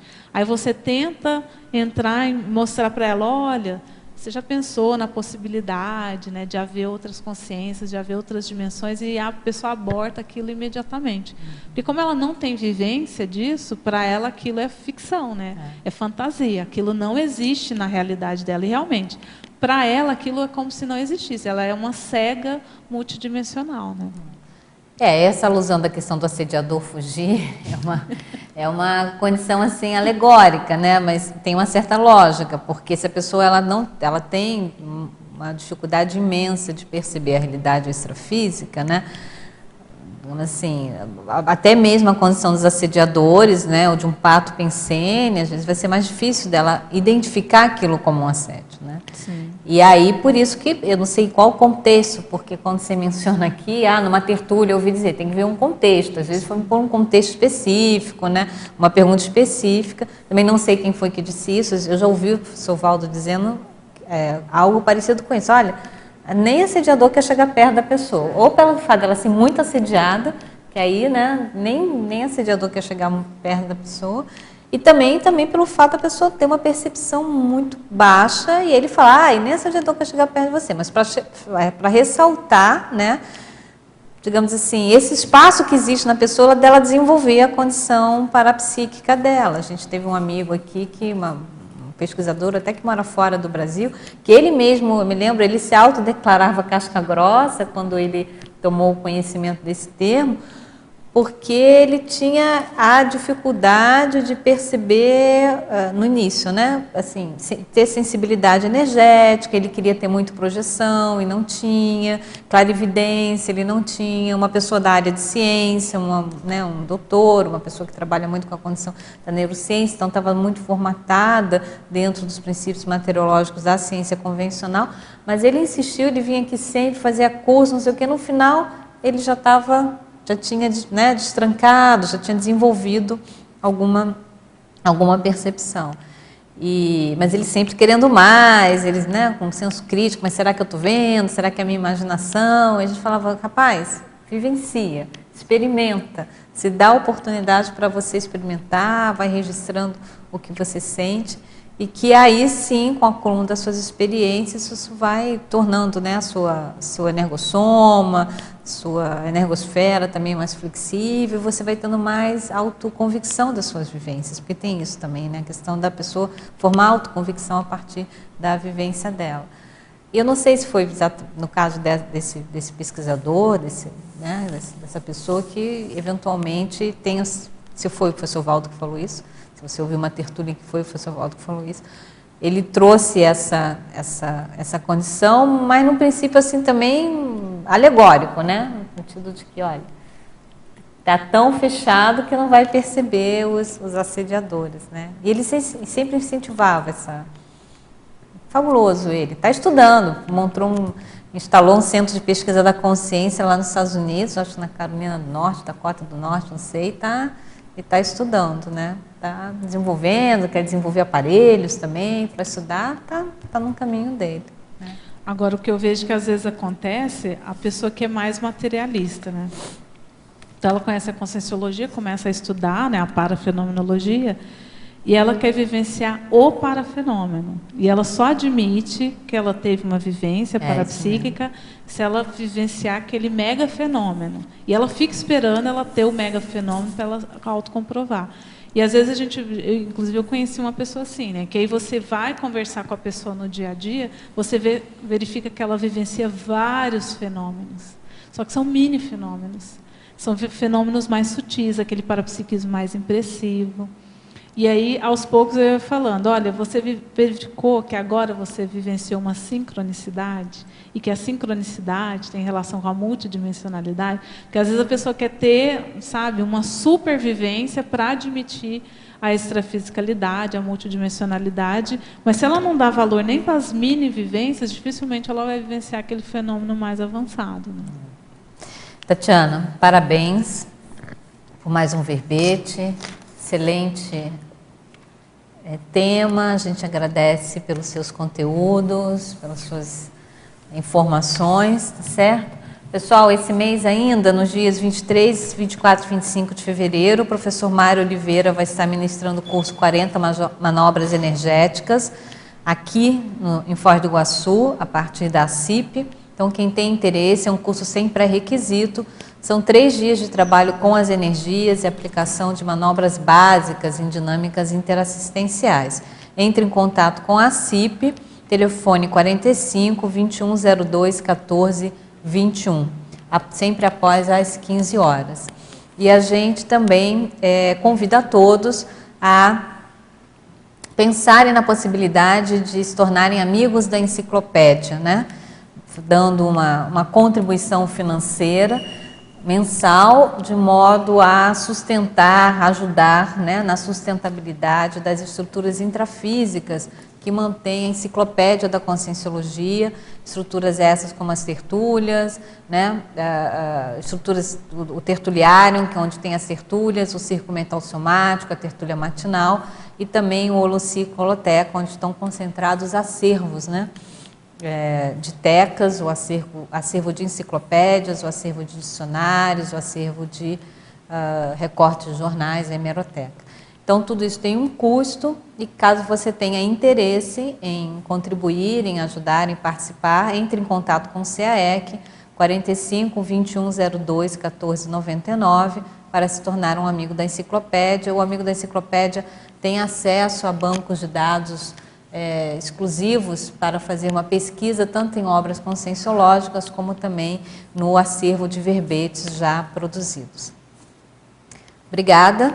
Até o próximo verbete. A gente agradece a todos que aqui participaram também, com perguntas, com a presença.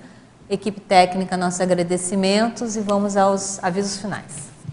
As pontuações da tertúlia de hoje são 17 assinaturas no livro de presença, 8 perguntas presenciais e 28 perguntas enviadas online. Temos 2 convites. André Chataloff com o júri simulado e Malu Zarro com o curso Verbetografia.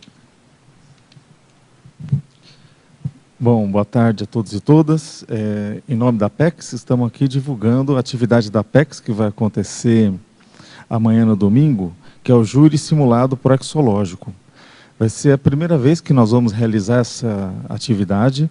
É uma reprodução fictícia de julgamento sobre um saldo kármico da vida recém-concluída de uma ou mais consciex, cujos participantes exercem um papel, um de juiz, outros de jurados, testemunhas, advogados, promotores, observadores, e no qual vão ser utilizados parâmetros que são dos pilares do paradigma consciencial, dando ênfase à evoluciologia, holocarmologia, paradiretologia, proexologia.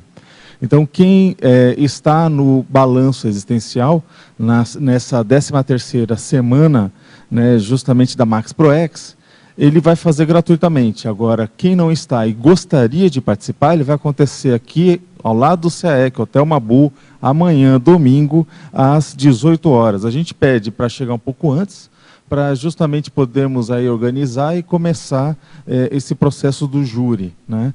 E então, veja, se tiver aí oportunidade, vale a pena, participe. Mais informações, né, aprofundamento, apexinternacional.org ou aqui no próprio telefone do CAEC. Obrigado. Boa tarde a todos e todas. Em nome da Enciclosapis, a gente vem aqui convidar vocês para participar do programa Verbetografia, que vai começar agora, dia 22 de fevereiro, e a modalidade EAD, ensino à distância. Então, em qualquer lugar que você tiver, pode participar do programa Verbetografia, que além de aulas online, aula vídeo, também conta com aulas online, tira dúvidas. Né? E a ideia, também, se vocês quiserem saber mais informações, pode fazer inscrição no próprio CAEC, 45 2102 1499, ou pelo endereço caec@caec.org. Então, só repetindo, vai começar agora dia 22 de fevereiro e vai até 17 de maio. Então, estão todos convidados.